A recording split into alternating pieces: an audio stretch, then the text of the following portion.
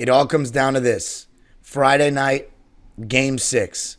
Clippers win. We got a Game 7 on Sunday against Dallas for the second time in the last 4 years at Staples Center. A loss, season's over, and I'm starting to do off-season pods by next week. Going to be talking about what the Clippers need to do to keep their season alive on today's Locked On Game 6 Clippers.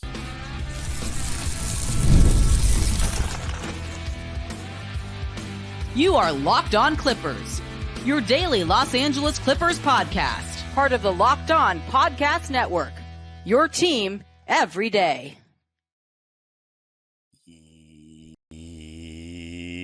Yes, sir. You are locking in with the Clips. Thank you for making Locked On Clippers the first listen of your day, your team every day.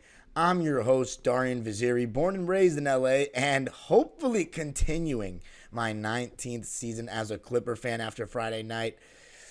You can follow me on Twitter and Instagram at DimeDropperPod and subscribe to my own YouTube channel, Dime Dropper, where a video of all the home games that I attended during this playoff run is out, and I go live to talk about every NBA game, and Locked On Clippers is free and available wherever you get your podcast. Give me your predictions for Game 6 in the comment section below, both sets of fans, because I've seen my comment section has been flooded with both sets of fans. Now, this episode is brought to you by Monopoly Go. It's a very competitive game, and I'm a competitive guy that likes to play it. Hopefully, the Clippers can show that level of competitiveness in this game against Dallas. But if you want to play Monopoly Go and get competitive yourself, all you got to do is download it now for free on the Google Play or App Store. All right, so this is it, fellas. Like, we are down to this. There are plenty of Locked On NBA teams, more than half of the Locked On NBA channels are doing off-season pods right now. 6 teams have advanced, and now we wait to see who makes it between Clippers Mavericks and Orlando Magic and Cleveland Cavaliers, with the Knicks, Pacers, and Celtics having moved on. It would be cool to be the only Game 7. It really would. And it's always the Clippers who have one of the, like, the Clippers haven't made the playoffs that much in history. So, like, almost every single playoff appearance the Clippers have made have come during my time as a fan, which definitely makes me, to a degree, a spoiled fan compared to most Clipper fans. Except I still was there for Donald Sterling, and I still was there for 4 consecutive seasons of 32 wins or less. So it's not like I just joined during Lob City or anything, but absolutely have been spoiled to a degree. Point I'm trying to make is the Clippers have not been in the playoff picture that long. So anybody that's been watching basketball from Lob City onwards kind of knows the Clippers' major history. I mean, we did make the playoffs a couple times in the 90s, but never made it past the first round. And then in 2006, finally did make it past the first round. And the first round series wasn't that exciting. We beat Denver pretty easily. And then that second round series against Phoenix that we don't like to talk about here was memorable, to say the least. I was 7 years old, and I remember where I was for every single game. And I can picture Raja Bell's shot and where I was, and picture Nash's shot. And okay, I got to stop giving you guys PTSD, because I know for some people when I hear the name Raja Bell, I it's almost like someone sticks a knife through me. But anyway, point is, we always are involved in these incredible first round series. 2014 against Golden State. I mean, that was a doozy. I mean, and it was on the court and off the court stuff related to it. San Antonio, 2015 San Antonio. It's so funny. San Antonio, they had 2 straight amazing first-round series in 2014 and 15. They had the one that they played against us when Chris Paul made the game-winning shot, which was, by the way, a day ago, was 9 years to that day. That was the second best game I've ever been to after the curse breaker game.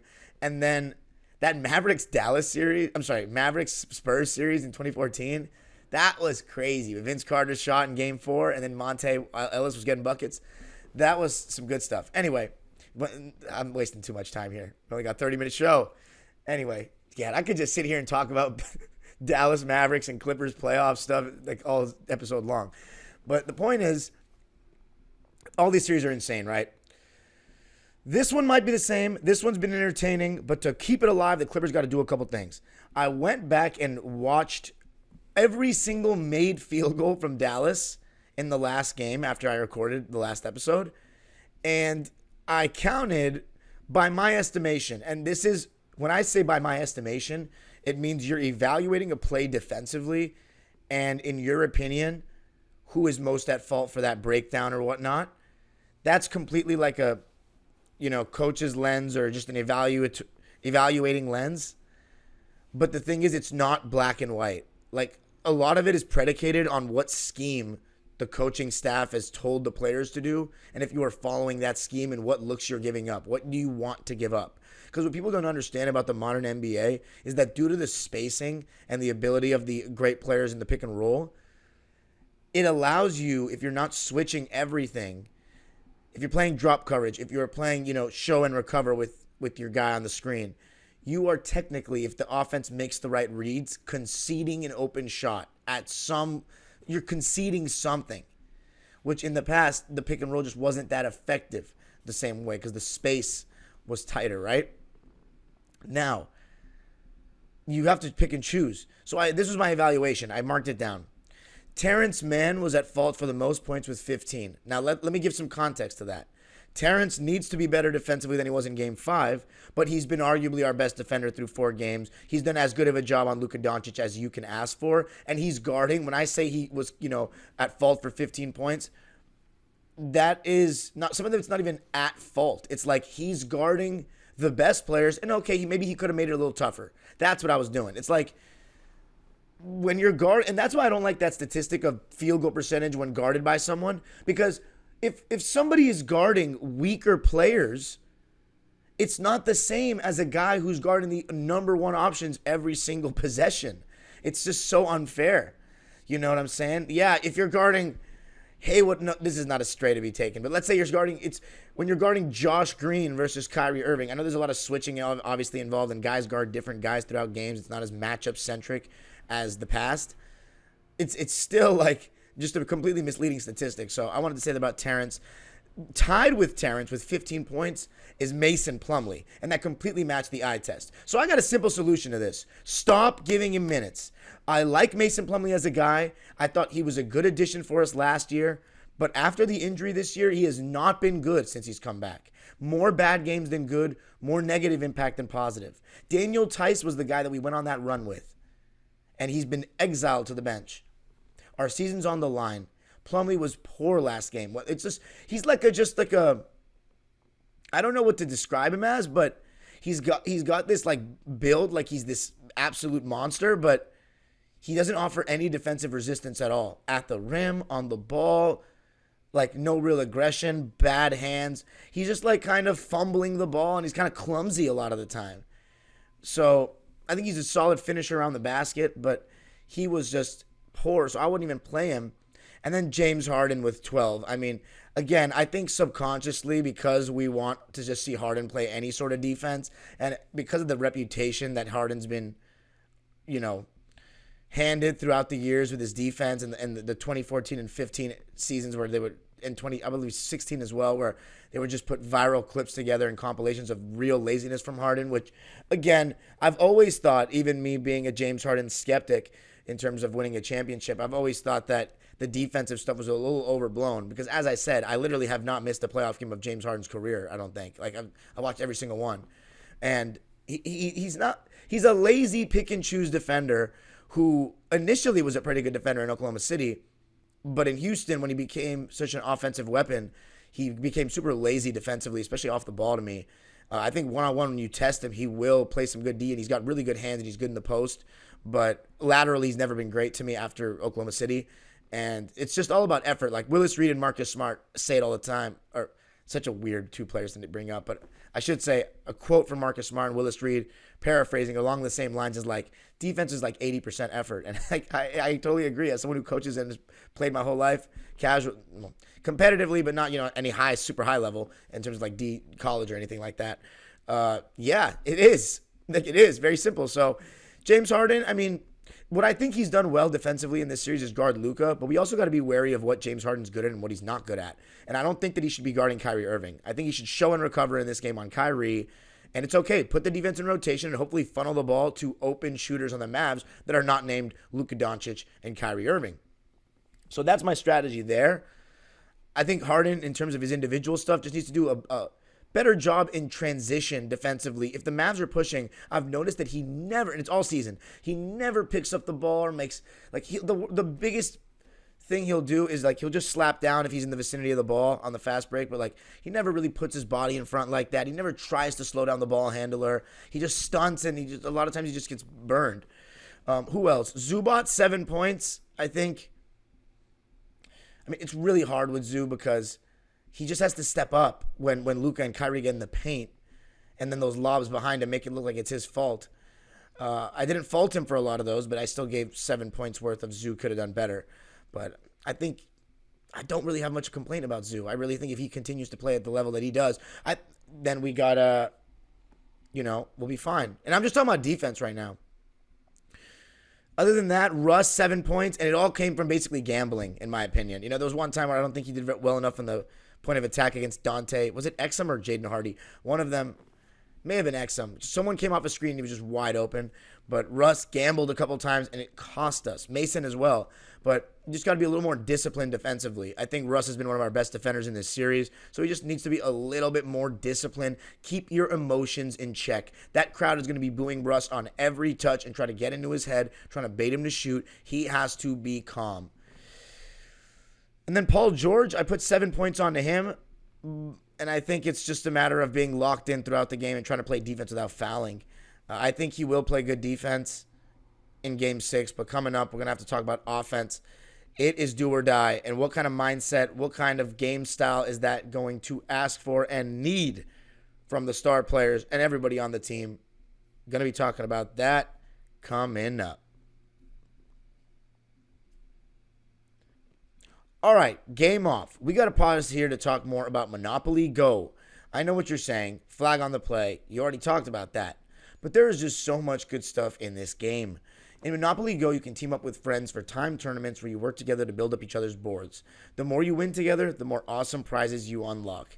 And there's so much to get. Unique stickers you can trade with friends to complete albums for big prizes. Cool new playing pieces to travel the boards with. Hilarious emojis for taunting friends when you smash their buildings or heist their vaults. Plus, Monopoly Go feels new and exciting every day with constantly changing tournaments and challenges. A ton include their own unique mini-games like digging for treasure or a robot pachinko machine. And there's always new timed events that help you win big, like massive multipliers for everything you win or rent frenzies. There's always something to discover in Monopoly Go, so get off the bench and go download it free on Google Play or the App Store. Game on.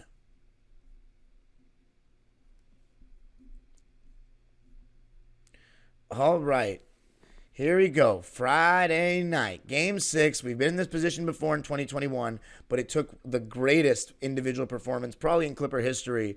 And to this point, which is really sad to say this, Kawhi Leonard's most iconic and best moment as a Clipper is that Game 6 in the first round against the Mavs where he just went I never felt that feeling as a Clipper fan in my life. Like having someone play at that level, I was like, what is going on right now? Like this feels like I'm watching a Kobe Bryant or LeBron James takeover right now. You just can't miss anything. And it was like one of those where he was not going to allow us to lose. It felt like you can, when you have a certain pull as a basketball player, there's only 5 guys on each team. There's one ball in your hands and everybody's watching you. It's the most individualistic sport to me of the team sports. And that is why we glorify one player so much and give so much credence to one player winning and losing, is because, so much weight on that, I should say, like Kyrie Irving, making that shot and playing at that level and as a second option on a championship team in 2016. People just say, oh, he won because of LeBron. You know how hard it is you can put a lot of players in that position that Kyrie were in, and they would not do what he did. Kawhi Leonard doing what he did, even with Kevin Durant injured in the Toronto Warriors finals. Like, you still got to beat Klay Thompson and Steph Curry and Draymond. You still got to get it done. And something that those guys needed to do is empty the clip, which means shoot the ball, be aggressive. Let's begin with Paul George. Game 2, one of the biggest reasons we lost is because he was just not aggressive enough and allowed James Harden to pound the ball away, and Kawhi as well. It was a deference due to the fact that we had a big 3. Well, now we don't have a 3. It's you and James, and you're the number 1 guy. And in game 5, you shot 13 times. Let me tell you something. If Paul George doesn't shoot at least 20 times in this game,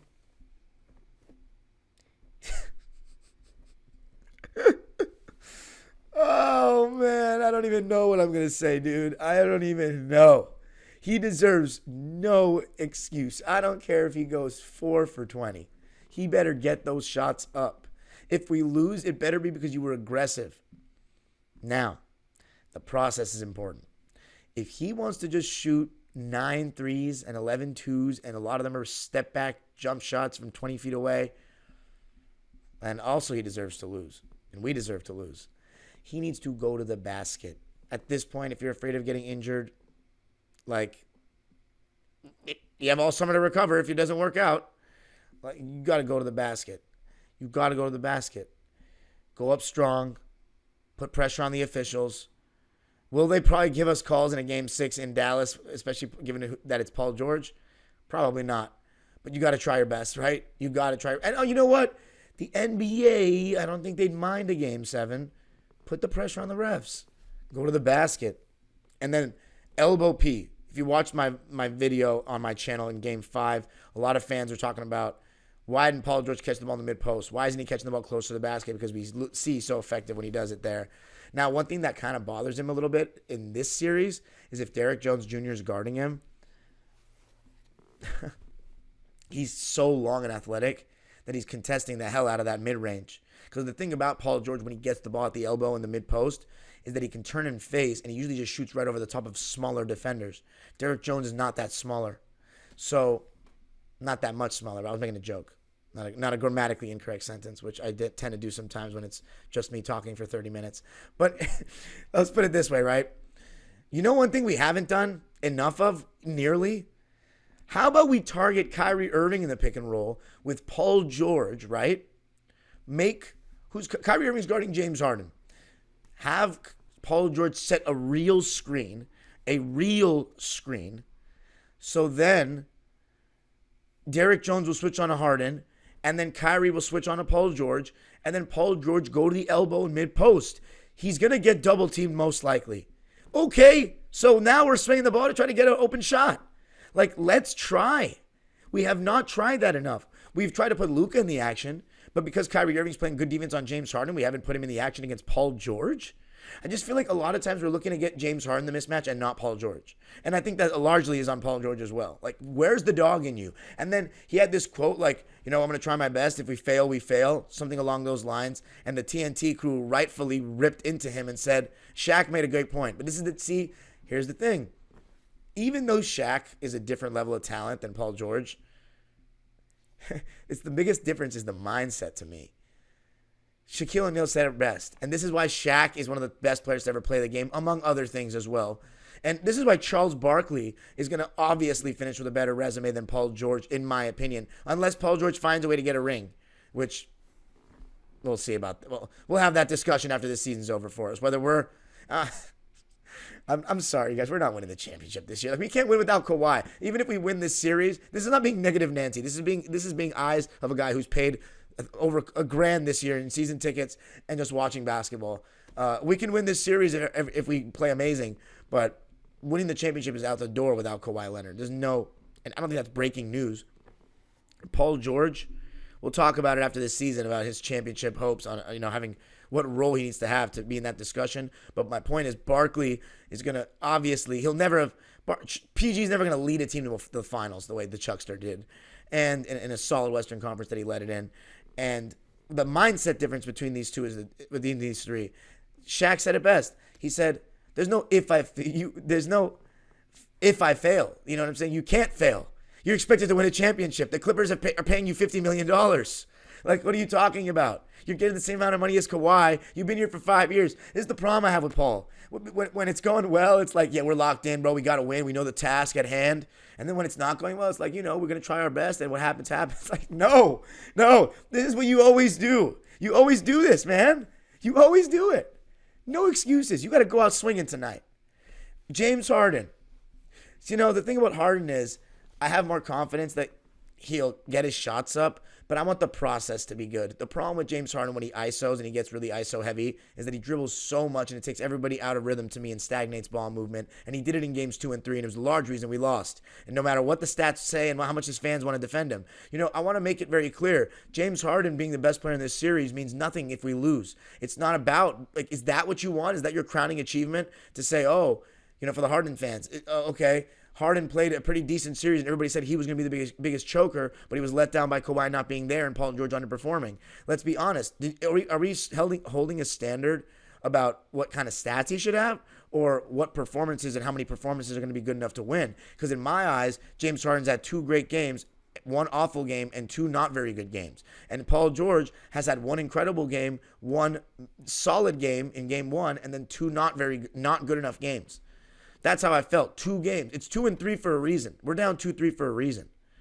And a lot of it's the Stars' performance. Harden has to be aggressive, and that does not mean just step back threes. When he gets Luka on him, he's got to try to turn the corner every time. If he's not getting the step, yikes.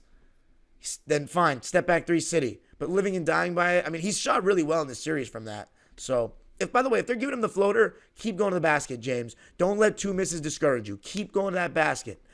But anyway, coming up, going to be talking about Ty Lue, a couple things I want to see from him, and then the final question, do you care? Or should I say how much? Going to be talking about it coming up. I'm going to tell you a little something about eBay Motors. Passion, drive, and patience. The formula for winning championships is also what keeps your ride or die alive. eBay Motors has everything you need to maintain your vehicle and level it up to peak performance. Superchargers, roof racks, exhaust kits, LED headlights, and more. Whether you're into speed, power, or style, eBay Motors has you covered. With over 122 million parts for your number one ride or die, you'll always find exactly what you're looking for. And with eBay Guaranteed Fit, your part is guaranteed to fit your ride every time or your money back. Because with eBay Motors, you're burning rubber, not cash. With all the parts you need at the prices you want, it's easy to make your car the MVP and bring home huge wins. Keep your ride or die alive at ebaymotors.com. Eligible items only, exclusions apply. eBay Guaranteed Fit, only available to U.S. customers. All right. Game 6 from the AAC tonight. Whew. Am I nervous? Not one bit. Not one bit. You might be wondering that you're that confident? No. I'm just not that nervous. There's no reason to get nervous, guys. I'll explain what I mean in a couple of days. Let's be real. Ty Lue. I thought game 1 he was quite incredible. Game 2 made some questionable decisions. Game 3 also made some questionable decisions. I think coaching is always going to be a little overblown in today's NBA. I think everybody harps on it way too much. But I think Ty Lue, I mentioned the Plumlee thing. I think he should be playing Tice instead. I think we should not be, switching Harden onto Kyrie. I think Paul George should catch the ball. We should try to attack Kyrie Irving with Paul George more. But besides that, Zubats. We have had great, efficient offense giving the ball in the post against Gafford this series. If they're switching the 4-5 action, like let's say PJ Washington's guarding Harden, and we put Zubats in the action there, if they switch PJ onto Zoo and Gafford or Lively onto Harden, because they've had some success with Lively guarding Harden in the perimeter, please throw the ball. Like, I'm going to just say this. We don't have Kawhi. Paul George and James Harden, at times, their process has been shaky in this series offensively. We can't just use Zoo as a screen setter. Like, go to him, run through him a lot in this game, and live with the results until they can stop it. Because I haven't seen that they can stop it yet. I have not. The only issue is Zoo gets the worst whistle in the league. And here, Mavericks fans are going to think, oh my God, it's because he flops, he complains so much. You guys don't watch him every single night. I mean, I'm going to be honest with you. Like, I've watched him now since he came to LA, with the Lakers, so his whole career. But the thing is, the Lakers, he wasn't a consistent player in terms of minutes. So 5.5 years now.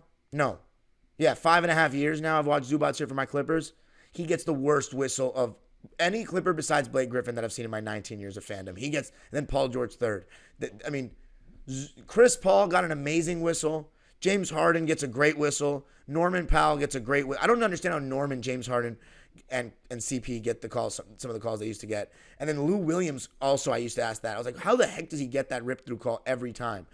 Norm as well. But Blake Griffin, I mean, they used to try to injure Blake. That was out of control. I used to want to, I was so ready to fight for BG. But, yeah, Zubac gets no calls, which concerns me. But at the same time, it's the same thing I said about Paul. Go to him and just live with the results. Like, you got to put pressure on the officials, put pressure on Gafford and Lively to guard. And then Westbrook, he needs to really tone it down. But I think if Westbrook's minutes have to largely be without Harden, and we have to have a very short leash with him. If he's falling in love with jump shots and he's not producing, pull him out. And live and die with Terrence Mann, Norman Powell. You got to live and die with Zoo, Norm, Terrence, Paul, and James. If it's not going well for Russ. That's it. That's it. It's do or die. And this is my final question to everyone. Do you care? James Harden saying all the pressure's on Dallas. I get what you're saying. Yeah, they better win the series. But, okay, so all the pressure's off you because you failed to win Game 5? Like, I just feel like James Harden and Paul George, they talk this big game like they want to win a championship so bad. But their actions always reflect that they're pretty content with their careers and they would like to win a championship and stuff like that. But they're not starving for it. And, like, I'm, like, malnourished at this point when it comes to that conversation. And a lot of our fans are. Your actions will show me how much you care. Paul George and James Harden, this is right. It's right there. 2 good games is not going to cut it. It's not going to cut it. But here's the thing. I really do feel sympathy for both of them in the sense that they've been let down in the health perspective by Kawhi. Not saying it's Kawhi's fault. Everybody gets really sensitive there. But, like, if you're saying you're mad at these guys for not performing without Kawhi, like, that's not what their role on this team is. So, like, asking, like, the Milwaukee Bucks are out of the playoffs right now. The Milwaukee Bucks, who had Giannis having one of the historic seasons in basketball history, out. First round. The Pelicans got swept. They were, like, flirting with the 5 seed a couple weeks ago. Now they got swept because they didn't have Zion. Not having your best player matters in this game. Matters a lot. The fact that we even have made this a series is a testament to the depth that we have and that James Harden and Paul George are still stars. But to what level? We're going to find out in Game 6. Do you care? Do you want to win badly for us? I don't know. Can they win it? If the Mavericks are serious, they are finishing us off on Friday night.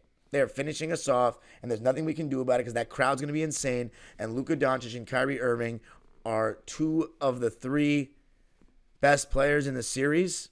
See, that's all dependent on who plays well. Like, it really does. Like, Paul can be better than Kyrie. Harden can be better than Kyrie some nights. I think Luka is the best player of the 4. But second, I'll let you guys debate that in the comments. I hope it's Paul George, but we'll see. In this series, Luka hasn't even been number 1. I'd say Kyrie Irving probably. But anyway, all right. That's it for me in this one, guys. You can follow me on Twitter and Instagram at DimeDropperPod. Subscribe to my own YouTube channel, Dime Dropper, for even more content. And Locked On Clippers is free and available wherever you get your podcasts. Score prediction. Let me know everything you want to say. And look, I hope the next time I'm talking to you, our season's not over. The age-old proverb continues. Go Clippers.